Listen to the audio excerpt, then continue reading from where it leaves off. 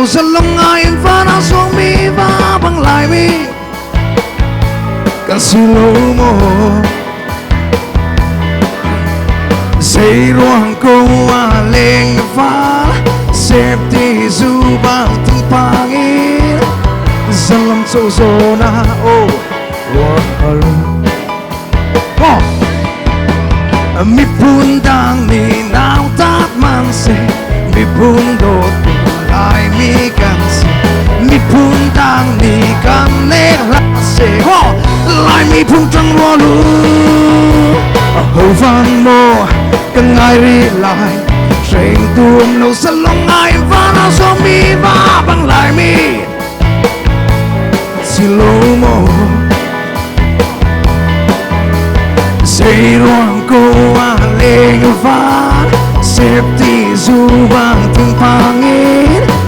dalam zona oh come on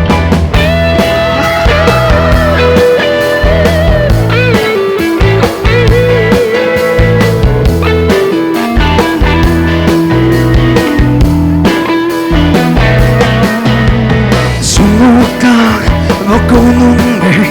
lại mi cần gì cần tí lâu mà tu chăm phát chưa kịp gì nào tôi là bé kia lên phía tây lên anh xóa giang lấy rồi na tin cha azona sia heo lại mi pundang ni nau tat manse mi pundo tu lai mi kanse mi pundang ni kan la se lai mi pundang walu ovan mo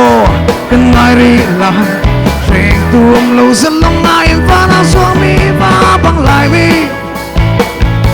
kan silo mo dây ruang cô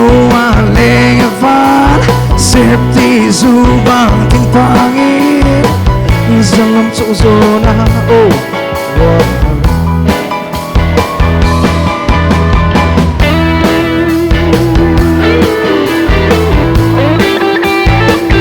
chán nha giải nó liền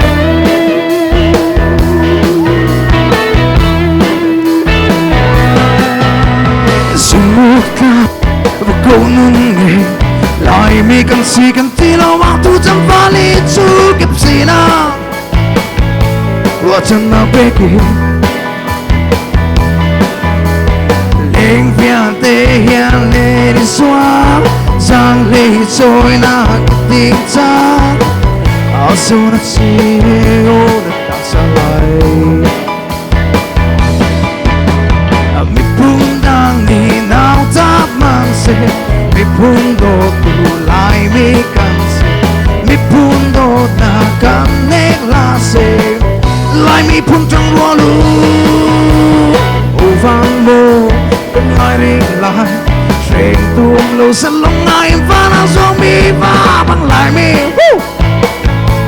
slow mo dây ruang cô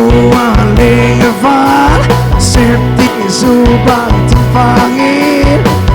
dalam zona oh